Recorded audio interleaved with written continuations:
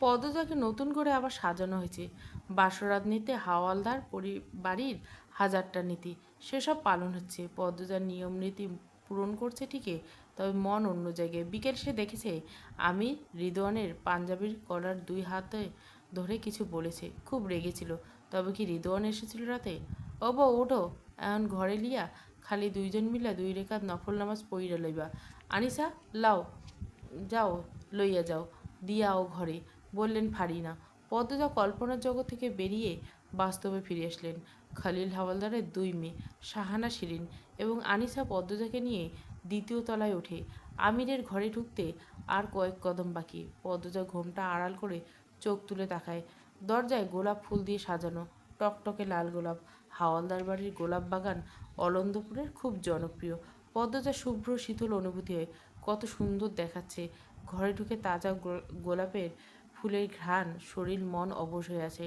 শুধু বিছানা নয়, পুরো ঘর লাল গোলাপ দিয়ে সাজানো। পদ্মজা বিছানায় বসিয়ে দিল, এরপর বলল, ডরাইও না, রাইতে উপভোগ করবা। এমন রাত জীবনে একবারে আসে। পদ্মজা লজ্জায় মরিমরি অবস্থা, সারা দেহ থেকে যেন গরম ধোঁয়া বেরোচ্ছে। আনিশা সব কিছু ঘুরে ঘুরে দেখছে। এক সময় বলল, আমার বাসাটা হুবহু এরকম ছিল। চারিদিকে গোলাপের ঘ্রাণ, ফুলের ঘ্রাণ, ভালোবাসা আরও জমে উঠছিল। এই বাড়ির বউদের কপাল, আমরা এই বাড়ির ছেড়ি হইয়া জামাইয়ের বাড়িতে বাসর রাইতে ঘর কাগজের ফুল দিয়ে সাজাই হইতে দেখেছি, বলল শিরিন। আনিসার কণ্ঠ অহংকার ভাব নিয়ে অদ্ভুত ভঙ্গিতে বলল, এসব পেতে যোগ্যতা লাগে, যোগ্যতা ছাড়া কিছু পাওয়া যায় না। আমি উচ্চশিক্ষিত এবং সুন্দরী ছিলাম, ভালো কিছু পাওয়ার যোগ্যতা ছিল তাই পেয়েছি। আর পদ্মজা যথেষ্ট সুন্দরী, গ্রামে থেকেও লেখাপড়া খুব ভালো, তাই সেও যোগ্য। তোমাদের না আছে পড়াশোনা, না আছে ভালো কোনো গুণ, গায়ের রঙও ময়লা, কাগজের ফুল তোমাদের জন্য ঠিক ছিল। আরিশার কথাগুলো শুনতে পদ্মজার খুব খারাপ লাগে। কোনো মানুষকে এভাবে বলা ঠিক না। শিরিন হৈ হৈ করে উঠল, এই রূপ বেশি দিন থাকবে না ভাবি, এত দেমাগ ভালো না। বিয়ে এতদিন হয়েছে, একটা বাচ্চা দিতে পারছো? পারোনি, তাহলে এই গরিমা দিয়ে কি হইব? সন্তান ছাড়া নারীর শোভা নেই। আনিসা রেগে মেগে ফুঁসে ওঠে, গলা উঁচু করে বলেন, সমস্যা আমার নাকি তোমাদের পেয়ারের ভাইয়ের, সেটা খোঁজ নেওয়া আগে। আমি এক্ষুনি জাফরকে সব বলছি। এতদিন পর বাড়িতে এসেছি, এসব নোংরা কথা সহ্য করতে, অপমান সহ্য করতে কালই চলে যাবে আমি। আনিসের আগে কাঁদতে কাঁদতে বেরিয়ে যায়। পদ্মজা হতবাক। শাহানা শিরিনকে ধাক্কা দিয়ে বলো, এত কিছু কেন কইতে গেলি? জানিস না এই সেরি কেমন? আমি হের বড় হইয়াও হেরে কিছু কই না, এখন আরেক ভেজাল হইব। যা হওয়ার হয়ে যাক, আমরা কেমন পায়ে ঠেলতেছি দেখো নেই? এইটা তো আমার বাপের বাড়ি, এত কথা কেন শুনতে হইবে? শিরিনের কণ্ঠ কঠিন, সে আজ এর শেষ দেখেই ছাড়বে। নতুন বউটার সামনে এমনটা না করলেই হইতো। ও পদ্ম, তুমি বেজার হইও না, এরা সবসময় এমনি লইয়া থাকে। পদ্মজা হাসার চেষ্টা করলো। শাহানা দরজার বাইরে থাকে দেখে আমি আসছে নাকি, রাত তো কম হলো না। শাহানা আরও অনেকক্ষণ সময় নিয়ে পদ্মজাকে বুঝলো কি করতে হবে, কিভাবে স্বামীকে আঁচলে বেঁধে রাখতে হবে। পদ্মজা সব মনোযোগ সহকারে শুনল। আমির ঘরে ঢুকতে শাহানা শিরিন বেরিয়ে গেল। আমি দরজা লাগিয়ে পালঙ্কের পাশে এসে দাঁড়াই। পদ্মজা পালং থেকে নেমে আমিরের পাশে সালাম করে। আমি দুই হাতে পদ্মজাকে আঁকড়ে ধরে দাঁড়াই, অনুভব করে পদ্মজা কাঁপছে। প্রচণ্ড শীতে মানুষ যেভাবে কাঁপে ঠিক তেমনই। আমি দ্রুত ছেড়ে দেয়, বলে, পানি খাবে? পদ্মজা মাথা নাড়িয়ে জানায় সে পানি খাবে না। আমির এক গ্লাস পানি এগিয়ে দেয়। পদ্মজা এক নিঃশ্বাসে ঢকঢক করে পানি শেষ করে। সারা শরীর কাঁপছে। শাহানা শিরিন বের হতে বুকে হাতুড়ি পেটা শুরু হয়েছে।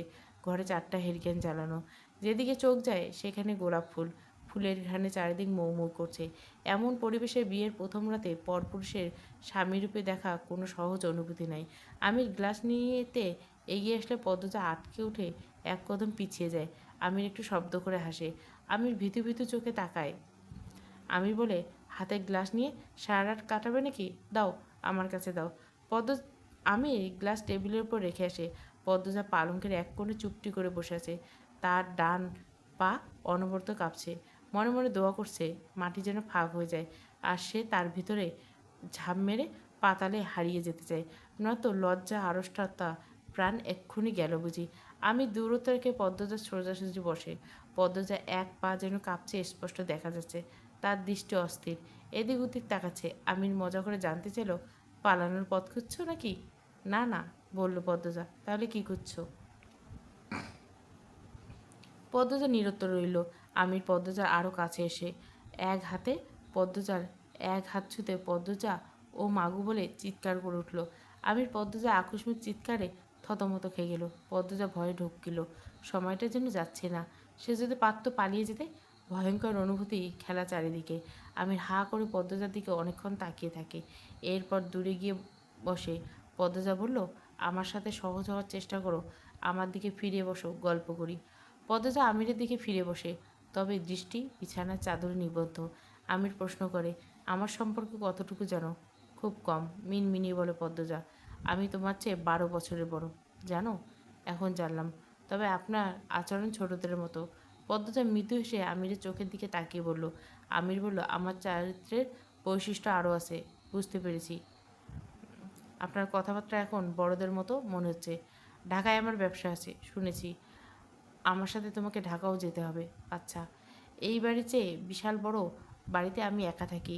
যতক্ষণ বাইরে থাকবো তোমাকেও একা থাকতে হবে। ভয় পাওয়া যাবে না। আমি ভয় পাই না। আমাকে তো ভয় পাচ্ছ। আমি হেসে বলল। পদ্মজা নিরুত্তর। কথা বলো, কি বলবে? আসো, একটা মজার খেলা খেলি। পদ্মজা উৎসুক হয়ে তাকালো। আমি বলল, দুজন দুজনের চোখের দিকে তাকিয়ে থাকবো। যার চোখের পালক আগে পড়বে সে হেরে যাবে। পদ্মজা খেলতে রাজি। এই খেলাটা সে পূর্ণার সাথেও খেলেছে। পদ্মজা অনেকখানি এক ধ্যানে তাকিয়ে থাকতে পারে। এই তার আত্মবিশ্বাস আছে। সেই জিতবে, বরাবরই জিতে। আমির 1, 2, 3 বলে খেলা শুরু করলো। একজন আরেকজনের দিকে তাকিয়ে থাকে এক ধ্যানে। পদ্মজা খুঁটিয়ে খুঁটিয়ে আমিরকে পরখ করে। আমিরের চুল খাড়া করে উল্টো দিকে ফেরানো, থুতনির নিচে কাটা দাগ, গালে হালকা দাড়ি, শ্যামলা গায়ের রং, ঘন ভুরু, চোখের পাপড়ি, পরেছে সাদা পাঞ্জাবি। এত বেশি ভালো দেখতে লাগছে আমির পদ্মজার রূপের আগের থেকে দিবানা। তার উপর এতক্ষণ তাকিয়ে থেকে অনুভূতি দফারফা অবস্থা। সে মুগ্ধ হওয়া কণ্ঠে বলল, পৃথিবীর সবচেয়ে সুন্দর নারী আমার বউ। কী ভাগ্য আমার। আপনিও সুন্দর।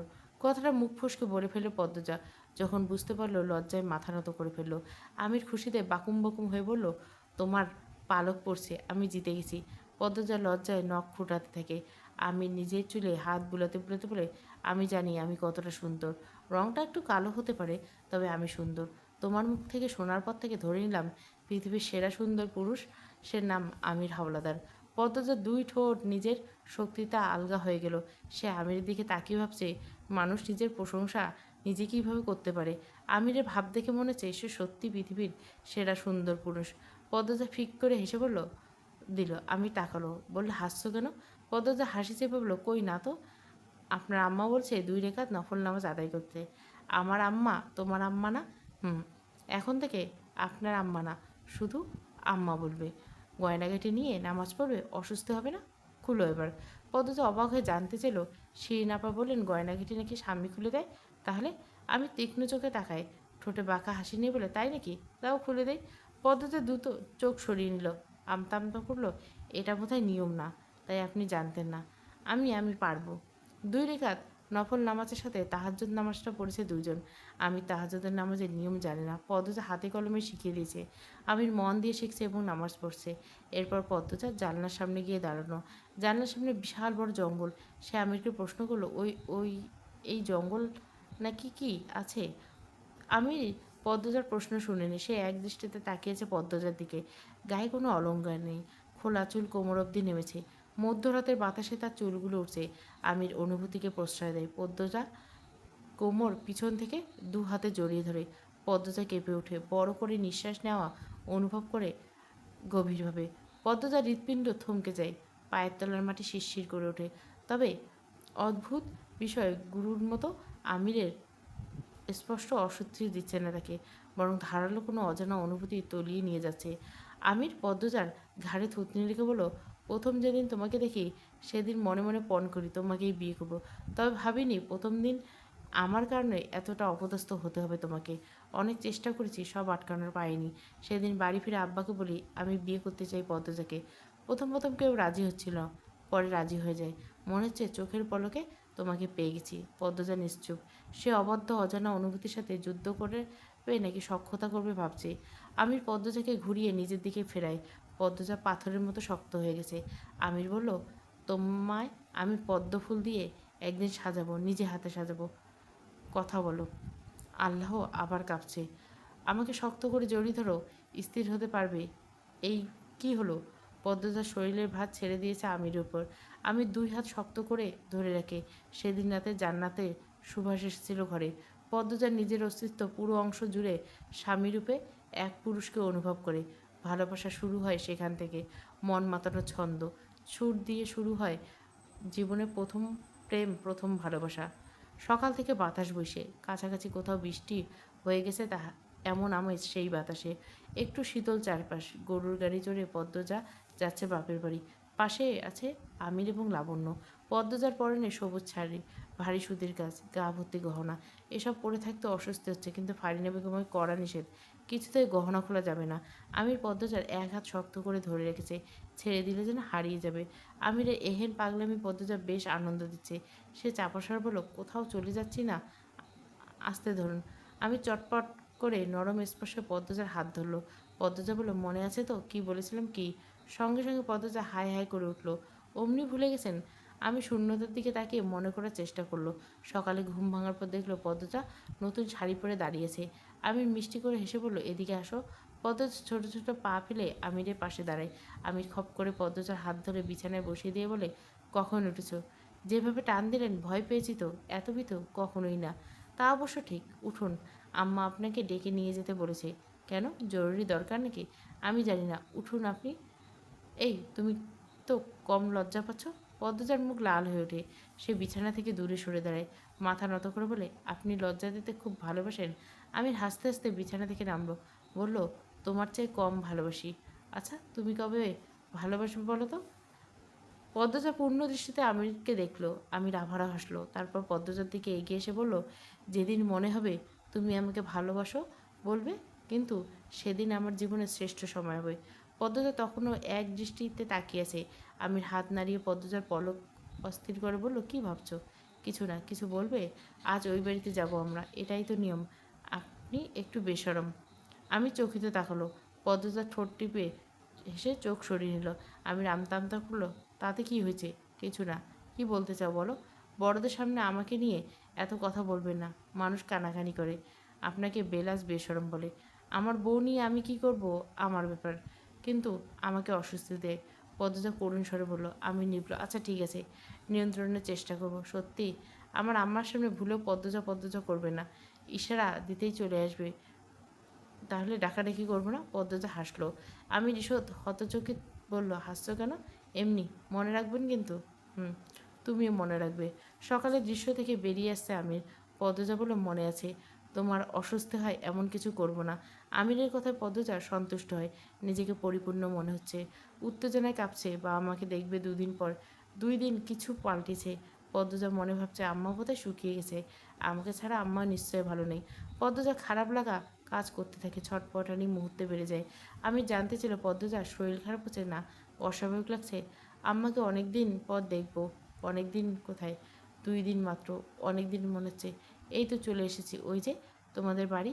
আমির আঙুলের ইশারা করলো। আমির এই ইশারা অনুসরণ করে পদ্মজা সেদিকে তাকালো। ওই তো তাদের বাড়ির সামনে পুকুর দেখা যাচ্ছে। আর কিছু সময়, এরপর সে তার মাকে দেখবে। পদ্মজা অনুভব করে তার নিঃশ্বাসের গতি বেড়ে যাচ্ছে, হৃৎপিণ্ড লাফাচ্ছে। আমির এক হাত শক্ত করে ধরে সেদিকে তাকিয়ে রইল। হেমলতা নদীর ঘাটে মোর্শেদের সাথে কথা বলছিল। তিনি মোর্শেদকে বাজারে পাঠিয়েছেন। মোর্শেদ কিছু জিনিস ভুলক্রমে আনেনি, তা নিয়ে আলোচনা চলছে। ঠিক আলোচনা নয়, হেমলতা বকছেন, মোর্শেদ নৌকায় বসে শুনছেন। তিনি কথা বলার সুযোগ পাচ্ছেন না। হেমলতা নিঃশ্বাস নিতে চুপ করেন। তখনই মোর্শেদ বলেন, আইনি যাইতেছি সব লইয়া, এরপর আইয়ুম। এখন কি হবে কি বলো? হঠাৎ ওরা চলে আসবে, আমি যাইয়াম আর আইয়াম। বলতে বলতে মোর্শেদ নৌকা ভাসিয়ে দূরে চলে যায়। হেমলতা ক্লান্তি ভরা দৃষ্টি নিয়ে স্বচ্ছ জলের দিকে তাকিয়ে থাকে। পূর্ণা চিৎকার কর ভেসে আসে কানে। তিনি চমকে ঘুরে তাকান। পূর্ণা আপা আপা বলে চেঁচাচ্ছে বাড়িতে। হেমলতা বিড়বিড় করে বলে, এসে গেছে আমার পদ্ম। তিনি ব্যস্ত পায়ে হেঁটে বাড়ির উঠোনে আসেন। সঙ্গে সঙ্গে ফুলের মতো সুন্দর মেয়েটা হামলে পড়ে বুকের উপর। আম্মা আম্মা বলে জান ছেড়ে দেয়। হেমলতা এত বেশি আনন্দ হচ্ছে যে হাত দুটো তোলার শক্তি পাচ্ছে না। চোখ বেয়ে দুফোঁটা জল গড়িয়ে পড়ে। তিনি 2 হাতে শক্ত করে পদ্মজাকে জড়িয়ে ধরেন। শূন্য বুকে চোখের পলকে পূর্ণ হয়ে উঠছে। পদ্মজা নিশ্চয় বুঝে যাবে এই রাত তার আম্মা ঘুমায়নি। চোখ দ্বার নিশ্চিত আরাম করতে পারেনি। বুঝতে হবে পদ্মজাকে। পদ্মজা ঘন ঘন লম্বা করে নিঃশ্বাস টানছে। স্পষ্ট একটা ঘ্রাণ পাচ্ছে, মায়ের শরীরের ঘ্রাণ। পারলে যেন পুরো মাকে এক নিঃশ্বাসে নিজের মধ্যে নিয়ে যেতে পারে। হেমলতা পদ্মজার মাথায় আলতো করে ছুঁয়ে দিয়ে বলল, আর কাঁদিস না, এই তো আম্মা আছি তো। তোমাকে খুব মনে পড়ছে আম্মা। আমারও মনে পড়ছে। হেমলতার চোখের জল ঠোঁট গড়িয়ে গলা অবধি পৌঁছেছে। তিনি অশ্রু মিশ্রিত ঠোঁটে পদ্মজার কপালে চুমু দেন। আমির হেমলতার পা ছুঁয়ে সালাম করতে নেয়। হেমলতা ধরে ফেলেন আমিরের মাথায় হাত বুলিয়ে দিয়ে বলেন, লাগবে না বাবা। আমির বিনীত কণ্ঠ বলে, ভালো আছেন আম্মা? ভালো আছি। তুমি ভালো আছো তো? আমার মেয়ে কান্নাকাটি করে জ্বালিয়েছে খুব? ভালো আছি আম্মা, একটু একটু তো জ্বালিয়েছে। কথা শেষ করে আমির আর চোখে পদ্মজার দিকে তাকালো। পদ্মজা ফোপাচ্ছে। হেমলতা অনেকক্ষণ চেষ্টা করে পদ্মজাকে নিয়ন্ত্রণে আনতে। বাড়িতে মঞ্জুরা, হানিসহ হানির শ্বশুরবাড়ি অনেকে ছিল। তারা আগামীকাল ঢাকায় ফিরবে। জামাই স্বাগতমের বিশাল আয়োজন করা আছে। পূর্ণা পদ্মজা লাবণ্যকে টেনে নিয়ে যায় ঘরে। হানির স্বামী আমিরকে নিয়ে গল্পর আসর জমায়। আমির আসার সময় গরু গাড়ি ভরে বাজার করে নিয়ে এসছে। হেমলতা সেসব গোছাচ্ছেন। তিনি বারবার করে মাজিদ মতবরকে বলে দিয়েছেন ফের যাত্রায় বাজার না পাঠাতে, তবু পাঠিয়েছেন। ফেলে তো যাওয়া যায় না। রাতের খাবার শেষ হয়েছে অনেকক্ষণ। পূর্ণা আমির ছোট আপা ডাকে। শালের চোখে একদম দেখছি না, তেমন রসিকতাও করছে না। আমিরের ব্যবহার পূর্ণা ধীরে ধীরে আমিরকে বোনজামা হিসেবে পছন্দ করছে, না হোক নায়কের মতো। মন তো ভালো। হানির বড় ছেলে লাবণ্য, আমির আর পূর্ণা লুডো খেলছে। পদ্মজা কিছুক্ষণ খেলে উঠে চলে গেল। হেমলতা মোর্শেদ বারান্দায় বেঞ্চিতে বসেছিল। পদ্মজা দরজার পাশে এসে দাঁড়ালো। মোর্শেদকে দেখতে পেয়ে বলল, কিরে মা, আয়। পদ্মজা দুজনের মাঝখানে বসিয়ে তারপর প্রশ্ন করলেন, ওই বাড়ির মানুষেরা ভালো তো? পদ্মজা নতজানু হয়ে বলল, সবাই ভালো। একটু একটু সমস্যা থাকলে মানিয়ে নিস, জয় করে নিস। সব কিছু অর্জন করে নিতে হয়, বললেন হেমলতা। পদ্মজা হেমলতার দিকে তাকিয়ে মৃদু করে হাসলো। হেমলতা আবারও বললেন, তোর শাশুড়ি একটু কঠিন তাই না? চিন্তা করিস না, যা বলে করবি। পছন্দ অপছন্দ জানবি, সেই মতো কাজ করবি, দেখবি ঠিক মাথায় তুলে রাখবে। আচ্ছা আম্মা, বলল পদ্মজা, সব শাশুড়ি ভালো হয় না লতা? আমার শাশুড়ি আজীবন তেল দিলাম, কোনো পরিবর্তন হয়নি, বললেন হানি। তিনি ঘর থেকে সব শুনছিলেন, কথা না বলে পারলেন না। হেমলতা এক হাতে পদ্মজাকে দৌড়িয়ে ধরেন, তারপর হানির উদ্দেশ্যে বলেন, আমার পদ্মর কপাল এত খারাপ না, নিশ্চয় হবে না। পদ্মর অবস্থা আমার মতো হয়েছে। যদি শুনি পদ্মকে তুলে নিয়ে যাব আমার কাছে, তুই মিলিয়ে নিস। আহ থামো আপা, আমি লাবণ্য শুনবি, কি হবে? হানি আর কিছু বললেন না। চারজন মানুষ নিশ্চুপ হয়ে বসে রইলেন। একসময় হেমলতা রান্নাঘরের দিকে যান। রান্নাঘর গোছানো হয়নি। মোর্শেদ নিজের ঘরের দিকে পা বাড়ান। সারাদিন অনেক ধকল গেছে, ক্লান্তিতে শরীর ভেঙে আসছে। হানি পদ্মজার পাশে বসেন, বলেন, শোনো মা, শ্বশুরবাড়িতে বেশি তেল দিয়ে গিয়ে নিজের জীবন নষ্ট করবে না। তোর মায়ের অনেক জ্ঞান অভিজ্ঞতা মানি, কিন্তু লতার শাশুড়ি নিয়ে সংসার করতে হয়নি, তাই সে জানে না। আমি জানি শাশুড়িরা কেমন কাল সবাই। এরা সেবা নিবে দিনরাত, বেলা শেষে ভুলে যায়। যদি কথা আগে ভাববি, শাশুড়ি ভুল বললে জবাব দিবি সাথে সাথে। নিজের জায়গাটা বুঝে নিবি, পড়াশোনা থামবি না, পড়বি আর আরামে থাকবি। আমাররা বান্দি পাঠাইনি, সাক্ষাৎ পড়ি পাঠাচ্ছি। শুনছি আমিরের টাকা পয়সা জমি জমা অনেক আছে। তাহলে তোর আর কিসের চিন্তা? জামাইকে হাতে রাখবি, তাহলে পুরো সংসার তোর হাতে। আমার কপালে এসব ঠেকেনি। বিয়ের পর থেকে শ্বশুরবাড়ির মানুষের মন রাখতে রাখতে কখন বুড়ি হয়ে গেছে বুঝিনি, বুঝছিস তো? পদ্মজা মাথা নাড়িয়ে সম্মতি জানাতল। প্রসঙ্গ পাল্টাতে বলল, মেজো আপা আসে নাই কেন? বিয়ে কবে আবার? ওর তো পরীক্ষা সামনে, পড়াশোনা শেষ করুক, এরপর বিয়ে দিব। বিয়ে না ঠিক হওয়ার কথা ছিল, হয়নি? বললেন কবে? বললেন হানি। পদ্মজা হানির প্রশ্নে খুব বেশি অবাক, কৌতূহল হয়ে জানতে চাইল, আম্মা না কয়দিন আগে তোমাদের বাড়ি গেল বড় আপার বিয়ে ঠিক হয়? হানি হাও হয়ে তাকিয়ে রইল পদ্মজার দিকে, কিছু বুঝতে পারছে না। তার মেয়ের বিয়ে আবার কবে ঠিক হলো? পদ্মজা বিয়ে করে কি আবল তাবল বলছেন? তিনি বললেন, কি বলছিস? হানির সহজ সরল মুখখানের দিকে পদ্মজা এক দৃষ্টে তাকিয়ে তুলল। সে ভাবছে, আম্মা রাজধানীতে তাহলে কেন গিয়েছিল? মিথ্যে কেন বলছো? সেদিন রাজধানীতে গিয়েছিল বলে এত অঘটন ঘটেছিল? না, অঘটন ভাগ্যে লেখা ছিল, কিন্তু মিথ্যে কেন বললো আম্মা? মাদিনী নদীর বুকে ফুলকন্দ ফুলের মতো জোনাকি ফুটছে। পদ্মজা তা এক মনে চেয়ে দেখছে। রাত অনেকটা, আমির ঘুমাচ্ছে। 3 দিনে আমিরের সাথে পূর্ণা প্রেমার খুব ভাব হয়েছে। সারাক্ষণ আড্ডা লুডো খেলে। পদ্মজা যত দেখছে তত আমিরের প্রেমে পড়ছে। আমিরের ঘুমন্ত মুখের দিকে চেয়ে থাকতে থেকে পদ্মজার মনে হলো, আগামীকাল ফিরে যেতে হবে শ্বশুরবাড়ি। মা বাবা ভাই বোন সবাইকে ছেড়ে আবার চলে যেতে হবে। ভাবতেই মনটা খারাপ হয়ে আসে। মন ভালো করতে চলে আসে নদীর ঘাটে। জোনাকি কুরুক্ষেত্র দেখতে দেখতে কেটে যায় অনেকক্ষণ। আধার ভেদ করে একটা আলো ছোঁয়া লাগে চারপাশে। এ সময় কী হলো? পদ্মজা ঘাড় ঘুরে তাকালো। মাকে দেখে একগাল হাসলো হেমলতা। হারিকেন হাতে নিয়ে এগিয়ে আসলেন। কিঞ্চিত রাগ নিয়ে বললেন, এত রাতে একা ঘাটে এসেছিস কেন? মার খাসনি অনেক দিন। বিয়ে হয়েছে বলে আমি মারবো না নাকি? হেমলতার ধমকে পদ্মজা মেরুদণ্ড সোজা করে থতমত হয়ে দাঁড়ালেন। মা শেষ কবে মেরেছেন পদ্মজা মনে করতে পারছেন না। তিনি যেভাবে বললেন মনে হচ্ছে না জানি কত মেরেছেন। তাই সেও আর ভয় পাওয়ার ভান ধরল। যাচ্ছি ঘরে। পদ্মজার গলা। কী জন্য এসেছিলি? ঘুম আসছিল না। হেমলতার কণ্ঠটা নরম শুধল। কাল চলে যেতে হবে তাই মন খারাপ হচ্ছিল। হেমলতা হ্যারিকেন মাটিতে রাখলো। তারপর দু হাতে পদ্মজাকে বুকে টেনে নিল। পদ্মজার কান্নারা বাঁধন ছেঁড়া হলো। মায়ের বুকে মুখে চেপে পিঠ বরাবর ফুলে ফুলে উঠতে লাগলো। কিছুক্ষণ এইভাবে পার হলো। এত সহজে কাঁদিস না। বাবা মা কাছে সারা জীবন মেয়েরা থাকে না মা। তুমি সাথে চলো। পাগল মেয়ে বলে কি? কান্না থেমেছে। পদ্মজা দু হাতে উল্টো পাড় দিয়ে চোখের জল মুছে বলে, আমি তো ঘুমে, তুইও গিয়ে ঘুমিয়ে পড়। পদ্মজা মাথা নাড়লো। দুই কদম এগিয়ে আবারও চটজলদি পিছিয়েছে। মাকে জিজ্ঞেস করে, তুমি ঘুমাবে না আম্মা? ঘুমাবো চলো আম্মা। হেমলতা হেরিকেনের হাতে পদ্মজার চোখের দিকে তাকালো। পদ্মজা বলছে, তোমার জীবনের সবটা আমাকে বলেছ? কিছু আড়াল থাকলে সেটাও বলো আম্মা। কেন মনে হয় আরও কিছু আছে? হেমলতার কণ্ঠ অন্যরকম শোনালো। মনে হয়নি, এমনি বলে রাখলাম। পদ্মজা নতজানু হয়ে নিজের নখ খুঁজছে। হেমলতা স্থির হয়ে দাঁড়িয়ে এলো। কেটে যায় অনেকটা সময়। তিনি ঢোক গিলে গড়া ভেজান। তারপর বলেন, তাই হবে। পদ্মজা খুশিতে তাকালো। নিশ্চয় এখন সব বলবেন আম্মা। হানি খেলার মনির বাড়ির কথা বলে সেদিন কোথায় গিয়েছিল এখনই জানা যাবে। হেমলতা আশায় পানি ঢেলে দিলেন। এখন ঘুমোতে যাও, অনেক হয়েছে। পদ্মজার চোখে মুখে উজ্জ্বলতা নিভে গেল। মা কাঙ্ক্ষিত প্রসঙ্গকে কেন এড়িয়ে যাচ্ছেন?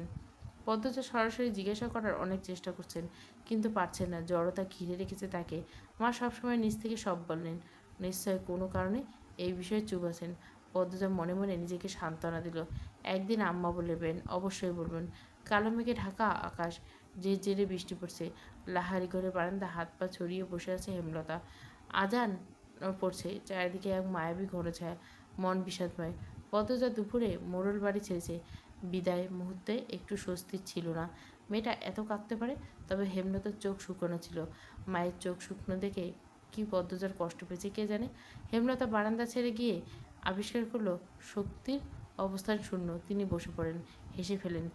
পদ্মজা ছাড়া এত দুর্বল তিনি? এটা ভাবতে অবশ্য ভালো লাগে। হেমলতা আকাশের দিকে তাকান। চোখ দুটো জ্বলছে। জল ভরা চোখ নিয়ে আবার হাসলেন। কি যন্ত্রণাময় সেই হাসি। মাটির হাতে ভর দিয়ে ফেলে উঠে দাঁড়ান তিনি। এলোমেলো পায়ে লাহারিঘর ছাড়েন। উঠোনে এসে থমকে দাঁড়ান। বাড়ির গেট খোলা ছিল।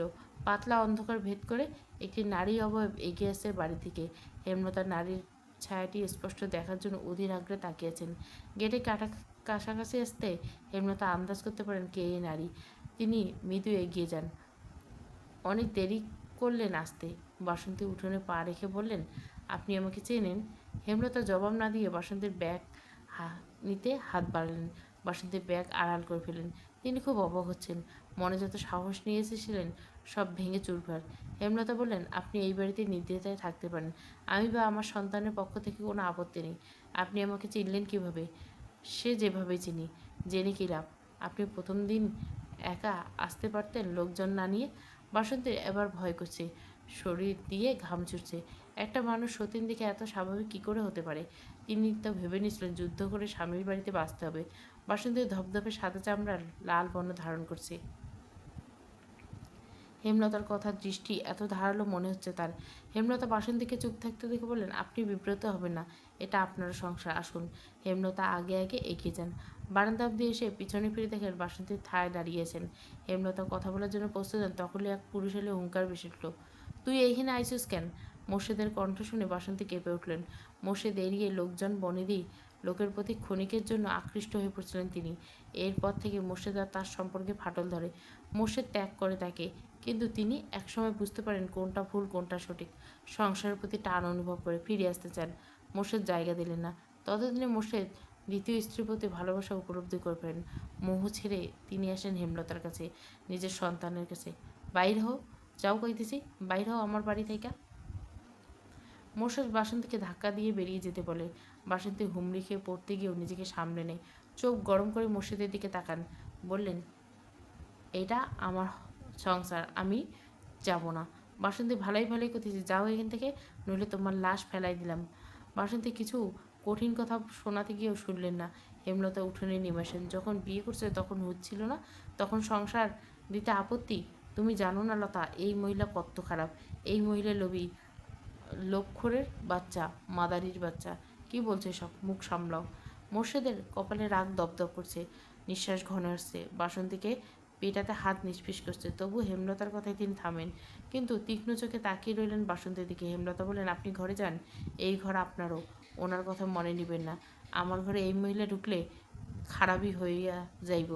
হেমলতা মোর্শেদের চোখের দিকে তাকান, ইশারায় কিছু বলেন। এরপর বাসন্তীকে বলেন, আপনি যান, সদর ঘরের ভেতরের দরজায় বাম দিকে যে ঘরটা সেখানে যান, দেখিয়ে দিতে হবে।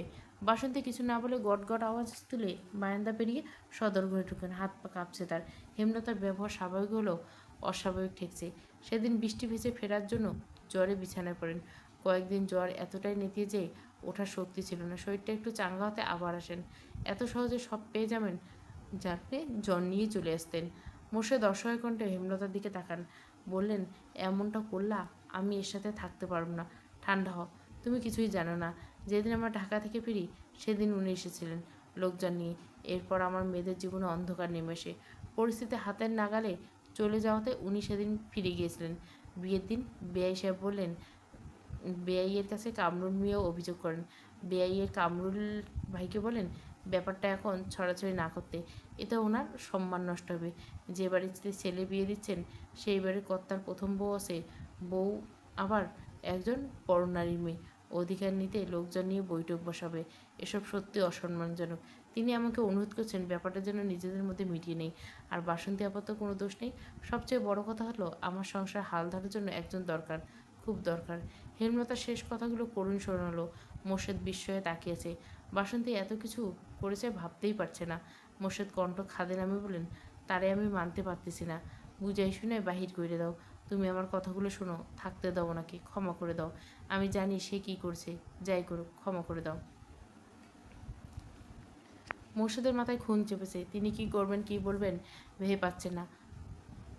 ক্রোধে আক্রোশে ফুলতে ফুলতে বাড়ির পিছনে চলে যান। নৌকা নিয়ে বের হবেন, রাতে বোধহয় ফিরবেন না। আজান পড়েছে, বৃষ্টির বেগ কমেছে। হেমলতা ব্যস্ত পায়ে হেঁটে আসেন বারান্দায়। গোপনে দীর্ঘশ্বাস ফেলেন। বুক চিরে একটা কান্না ছিটকে এসে গলায়, সেই সঙ্গে চোখ ছাপিয়ে যায়। কোনো নারী সতীন মানতে পারে, বাধ্য হয়ে মানতে হয়। ভাগ্য বাধ্য করছে, নয়তো উনি এত উদার নয়। কখনোই অন্যকে নিজের সংসারে ভাগ দিতেন না, সেই প্রথম থেকে মনে পুষে রেখেছিলেন। কখনোই মোর্শেদের স্ত্রী এই সংসার চাইলে মুখের উপর দরজা বন্ধ করে দিবেন, যার জন্য তিনি একাকিত্বে ঢুকেছেন, যার জন্য মোর্শেদের ভালোবাসা থেকে বঞ্চিত হয়েছেন, যার জন্য মোর্শেদের মার খেয়েছেন, তাকে কখনোই এত সহজে সুখ দিতেন না, কখনোই না। হেমলতার শরীরে কাঁটা ফুটছে। তিনি কোনো মতে আটকা কান্নাটাকে গিলতে চাইল। বাসন্তীর গলা কানে এলো, আপনি কাঁদতেছেন? হেমলতা চমকে তাকান, লজ্জায় চোখের জল মোছার সাহস পাননি। চোখের জল নিয়ে হাসলেন। বাসন্তী অবাক, কি অসাধারণ নারী, কত অদ্ভুত সে। বাসন্তী প্রসঙ্গ পাল্টে জানতে চাইল, ছেলেমেয়েরা কই? বড়টার বিয়ে হয়েছে, শ্বশুরবাড়ি গেছে, আজ ফেরা যাত্রা শেষ করে শ্বশুরবাড়ি গেল। মেজো আর ছোটো তাদের নানা বাড়ি গেছে। বউ বড়টার জন্য কান্নাকাটি করছে, তাই আম্মা নিয়ে গেছে। ঘরে একটা ছোট ছেঁড়া ঘুমাচ্ছে। কে সে? প্রান্ত, আমার ছেলে। শুনলাম 3 মেয়ে, ছোট শুধু। হেমলতা আর কথা বাড়ালেন না। রান্নার দিকে যেতে যেতে বলেন, আপনি কলপারে যান, কাপড় পাল্টে নেন, আমি খাবার পাচ্ছি। পদ্মজা মুখ ভার করে বসে আছে। রাতে খাবারের সময় ফারিনা বেগম খুব কথা শুনিয়েছেন। কঠিন স্বরে বলছেন, বাপের বাড়ি আহ্লাদ মিঠাই আছেন তো আর কোনোদিন যাইতে কইব না। এইরা তোমার বাপের বাড়ি, স্বামীর বাড়ি। আর তোমার ভাই বোনদের কইবা সবসময় আনাগোনা না করতে। বাড়ির কাছে বইলে সবসময় আইতে হইব, এটা কথা না। চোখকে থাকে। পদ্মজা বুঝতে পারছে না, তার ভাই বোন তো শুধু বউ ভাতে এসেছে, দাওয়াত আমন্ত্রণ রক্ষাতে। এজন্য এভাবে কেন বলবে? কান্না পাচ্ছে খুব। আম্মার কথা মনে পড়ছে। পূর্ণা কী করছে? আসতে তো নিষেধ দিয়ে দিল, তাহলে কিভাবে দেখা হবে? আমির ঘরে ঢুকতে পদ্মজা দ্রুত চোখের জল মুছল। পদ্মজার ফ্যাকাশে মুখ দেখে আমির প্রশ্ন করলো, আম্মা কিছু বলেছে? না না। তাহলে কাঁদছো কেন? আম্মার কথা মনে পড়ছে। যেতে চাও? চলো। ওমা, কি এত রাতে? আর দুপুরেই না আসলাম? তাহলে মন খারাপ করো না, আমরা আবার যাব কয়েকদিনের মধ্যে। বাইরে অনেক হাওয়া বইছে। পদ্মজা জানলা লাগাতে গেল, তখন একটা চিৎকার শুনতে পেল। আমির তার লক্ষ্য করে বলল, বড় ভাবির চিৎকার। রুম্পা ভাবি পাগলের মতো আচরণ করে, পাগল বলে সবাইকে। পদ্মজা কৌতূহল নিয়ে আমিনের সামনে এসে দাঁড়ালো। আপনার মনে হয় কেউ ভয় পেয়ে মানসিক ভারসাম্য হারাতে পারে? অসম্ভবের কী আছে? আমার কাছে খটকা লাগছে, ওনার অন্য কিছু হয়েছে। আমি তো এতটুকুই জানি। আমি চিন্তিত হয়ে বলল। পদ্মজা বলল, আপনি ওনার সাথে দেখা করাবেন না আমাকে? আঘাত করবে তোমাকে। বাধাই তো থাকে, অনুরোধ করছি। পদ্মজা হাত জোর করে অনুরোধ করাতে আমি সাহেদুল, আচ্ছা ভোরে নিয়ে যাব। তখন সবাই ঘুমিয়ে থাকে। জানেন, আপনাদের এই বাড়িটা রহস্যজনক, কোনো গোলমাল আছে। সত্যি নাকি? আমার তেমন কিছু মনে হয় না। আপনি কয়দিনের জন্য গ্রামে আসেন? আর ওসব সবাই বোঝে না। আরে আমার বুঝদার, তবে জিন আছে পেছনে। আমার এক ফুপু বাড়ির পেছনে পুকুরে ডুবে মরেছিল, আর চাচিরে মাঝে মাঝে জিন ধরে। সে কি? তবে আমি বিশ্বাস করি না এসব। তুমি বিশ্বাস করো না? আচ্ছা। পদ্মজার কথা শেষ করতে পারলো না। আমি পদ্মজাকে টেনে বিছানায় নিয়ে আষ্টে পৃষ্ঠে জড়িয়ে ধরবো। আর কথা না, ঘুমাও। আমি ভর্তা হয়ে যাচ্ছি। এই যে আস্তে ধরলাম। শুনুন না। কি? আমি পড়তে চাই। পড়বে? আম্মাকে অসন্তুষ্টকে জোর করে পড়তে মন মানবে না। আম্মা রাজি করাবো? পদ্মজা খুশিতে গদগদ হয়ে সেও আমিরকে এক হাতে জড়িয়ে ধরল। ফজরের আজান চারিদিকে ছড়িয়ে পড়তে পদ্মজা চোখ খুলো। বিছানা থেকে নামার জন্য চেষ্টা করলো, পারল না। আমির দু হাতে জাপটে ধরে রেখেছে। পদ্মজা আমিরকে মৃদু কণ্ঠে শুধল, এই যে শুনছেন? আমি সাড়া দিল না। আবারও ডাকলো। আমির ঘুমের ঘরে কিছু একটা বিড়বিড় করে আবার ঘুমে তলিয়ে যায়। এবার পদ্মজা উঁচু স্বরে বলে, আরে উঠুন না, ফজরের নামাজ পড়বেন। এই যে। আমির পিটপিট করে তাকায়, দুই হাতের বাঁধন আলগা করে দেয়। পদ্মজা আমিরকে ঠেলে দ্রুত উঠে বসে। বিছানা থেকে নামতে নামতে বলে, উজু করতে আসুন। আপনি আমাকে কথা দিয়েছিলেন আজ থেকে নামাজ পড়বেন। পদ্মজা কলপার থেকে উজু করে আসে। এসে দেখে আমির বালির জড়িয়ে ধরে আয়েশ করে ঘুমাচ্ছে। মৃদু হেসে কপালে চাপড়ালো পদ্মজা। এরপর আমিরের পাশে গিয়ে দাঁড়ালো। আমিরের চুল বিলি কেটে কেটে দিয়ে কোমর কণ্ঠ বলে, উঠুন না, নামাজ পড়ে আবার ঘুমান। মসজিদ যেতে হবে না, আমার সাথে পড়ুন। এই যে শুনছেন, এই যে বাবু। পদ্মজা জিভ কাটল। মুখ ফুসকে আমিরের নাম ডাকনাম ধরে সে ডেকেছে। পদ্মজা সাবধান করে পরখ করে দেখলো আমি শুনল নাকি। না, শুনেনি। পদ্মজা মনে ছিল, উফ, বাঁচা গেল। আরও এক দফা ডাকার পর আমির উঠে বসো। কাঁদো কাঁদো হয়ে বারবার অনুরোধ করে, কাল থেকে পড়বো, আজ ঘুমাতে দাও। পদ্মজা শুনল না। তার অনুনয়ের কাছে আমির হেরে গেল। বউ যদি সুন্দরী হয়, তার অনুরোধকে ফেলা যায়? আমির কলপথ থেকে উঁচু করে আসে। দুজনে পাশাপাশি দুই জায়নামাজে নামাজ সম্পূর্ণ করলো। নামাজ শেষ হতে পদ্মজা বলল, এবার চলুন। আমির টুপি বিছানায় রেখে জানতে ছিল কোথায়। এমনভাবে বলছেন যেন জানেন না। একটু অভিনয় করেই বলল পদ্মজা, আমি সত্যি কিছু মনে পড়ছে না। এখনও চোখে ঘুম ঘুম ভাব বলে হয়তো সে মনে করার চেষ্টা করছে। মনে পড়তে বলল, ও দাঁড়াও, চাবি নিয়ে আসছি। আমির বেরিয়ে গেল। পদ্মজা অপেক্ষা করতে লাগলো।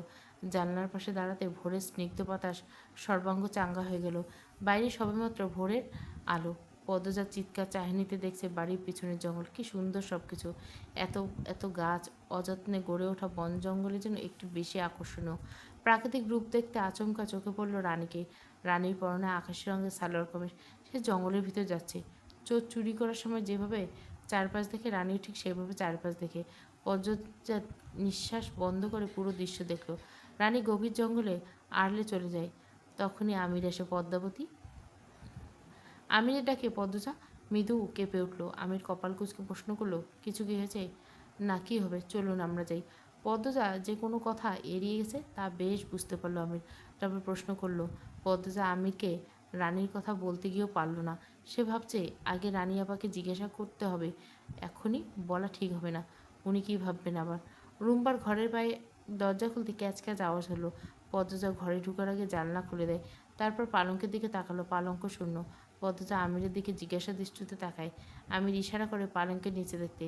পদ্মজা ঝুঁকে পালঙ্কের নিচে তাকালো। কেউ একজন শুয়ে আছে, চুল দিয়ে মুখ ঢাকা, হাতে পায়ে বেড়ি বাঁধা। আমির পদ্মজার পাশে বসে বলল, উনি রুম্পা ভাবি। ওনাকে ডাকবেন একটু? রেগে যদি যায় তবুও ডাকুন না। আমি লম্বা করে নিঃশ্বাস নিয়ে বলল, ভাবি, ভাবি, শুনছেন ভাবি? রুম্পা নড়ে চড়ে চোখ তুলে তাকায়। দুই হাত দূরে একটি ছেলে একটি মেয়ে বসে আছে। তাদের মুখ স্পষ্ট নয়। আলো ভালো করে ঘরে ঢুকেনি। রুম্পা শান্ত চোখে চেয়ে রইল অনেকক্ষণ। পদ্মজা হাত বাড়ি বলল, আমার হাত ধরে বেরিয়ে এসুন। রুম্পা বাঁধা দুই হাত পদ্মজার হাত ধরার চেষ্টা করলো, পারল না। পদ্মজা আরেকটু এগিয়ে যায়। রুম্পা দুই হাত ধরে টেনে বাইরে আসে। রুম্পা কাছে আসতে দুর্গন্ধে পদ্মজার বমি চলে আসলে গলা অবধি এসে বমি আটকেছে। না জানি কতদিন গোসল করেনি রুম্পা, দাঁত মাজেনি। এইবারে কেউ কি একটু পরিষ্কার করে রাখতে পারে না রুম্পাকে? প্রস্রাবের গন্ধ পাওয়া যাচ্ছে, মনে হচ্ছে ঘরেই প্রস্রাব পায়খানা করে। রুম্পা মনির মুখে চেয়ে থাকে পদ্মজার দিকে, শান্ত স্থির দৃষ্টির। আমির গর্ব করে রুম্পাকে বলে, আমার বউ। বলেছিলাম না সবচেয়ে সুন্দরী মেয়েটা আমার বউ হবে, দেখিয়ে দিলাম তো। রুম্পা হাসে, ময়লাটে মলিন মুখের হাসি বোধহয় পৃথিবীর সবচেয়ে সুন্দর।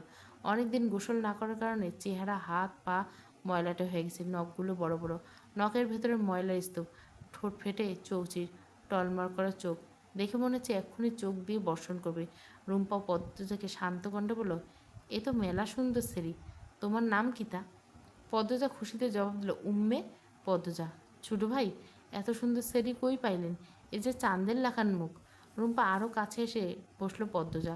দুর্গন্ধটা আর নাকে লাগছে না, মানুষটাকে তার বেশ ভালো লাগছে। রুম্পার চুল লম্বা, মাটিতে 5-6 ইঞ্চি চুল লুটিয়েছে, কুচকুচে কালো। অনেকদিন চুল না ধরার কারণে চুলগুলো জট লেগে গেছে, কিন্তু সৌন্দর্য এখনও রয়ে গেছে। এখনও যখন সুস্থ ছিল নিশ্চয় বেশি সুন্দর চুলের অধিকারী ছিল। পদ্মজা বলল, আমি আপনাকে তুমি বলি। রুম্পা দাঁত বের করে হেসে মাথা নাড়ল। পদ্মজা হেসে বলে, কিছু বলবেন? রুম্পা হাসি হেসে মুখে তাকিয়ে থেকে পদ্মজার দিকে, কোনো জবাব দেয় না। কয়েক সেকেন্ড পর রুম্পার চোখের দৃষ্টি এদিক ওদিক ছুটতে থেকে হাসি মিলিয়ে মুখ মলিন হয়ে আসে। পদ্মজা অবাক হয়ে পরিবর্তন দেখে। আকস্মিক পদ্মজাকে আক্রমণ করে বসলো রুম্পা, খামচে ধরে পদ্মজার পা। আমি লাফিয়ে উঠে রুম্পার হাত থেকে পদ্মজাকে ছড়াতে চেষ্টা করে। রুম্পার পা ছেড়ে পদ্মজার শাড়ি কামড়ে ধরে, মুখ দিয়ে অদ্ভুত শব্দ করতে থাকে। আমি ধমকে বলে, ভাবি ছাড়ো বলছি। পদ্মজা তোমার ক্ষতি করতে আসেনি, ভাবি ছাড়ো। পদ্মজাকে স্তব্ধ দেখাচ্ছে, তার চোখে মুখে কোনো ভয়ভীতি নেই। কি যেন খুঁজছে রুম্পার মধ্যে, খুঁজে কুল কিনারা পাচ্ছে না। রুম্পার শাড়ি ছেড়ে দিতে পদ্মজা একটু পিছিয়ে যায়। দরজা চোখ পড়ে, দেখতে পায় কেউ একজন সরে গেছে। কি আশ্চর্য! হুট করে পদ্মজার বুক কাঁপতে থেকে নূরজাহান নিজ ঘর থেকে হন্তদন্ত হয়ে ছুটে এসেন। এসে বলে, তালা খুলছে কেডায়? বাবু, নতুন বউরে নিয়ে এখানে আইসোস কেন? আমি দ্রুত রুম্পার কাছ থেকে সরে আসি। নূরজাহানকে কৈফিয়ত দেয়, ভাবলাম বাড়ির সবাইকে পদ্মজা দেখেছে, রুম্পা ভাবিকে দেখুক। ভাবতে পারিনি ভাবি এমন কাজ করবে। ভাবি তো এখন আরও বেশি বিগড়ে গেছে। দাদু, তুই আমার রে কইয়ে আনবি না? তোর চিল্লানি শুনে আমার কলিজাটা উঠে গেছিল। বউ তোমারে দুঃখ দিছে এই সেরি? পদ্মজা বলল, না না, কিছু করেনি। আমি চেঁচিয়ে বলল, কি বলছো কিছু করেনি মানে? হাত দেখি। আমি পদ্মজার 2 হাত টেনে নিয়ে দেখে বাম হাতের নখের জখম। আমি ব্যতীত সব, ইস কতটা আঘাত পেয়েছো। ঘরে চলো। দাদু, এই নাও চাবি, তালা মেরে দাও।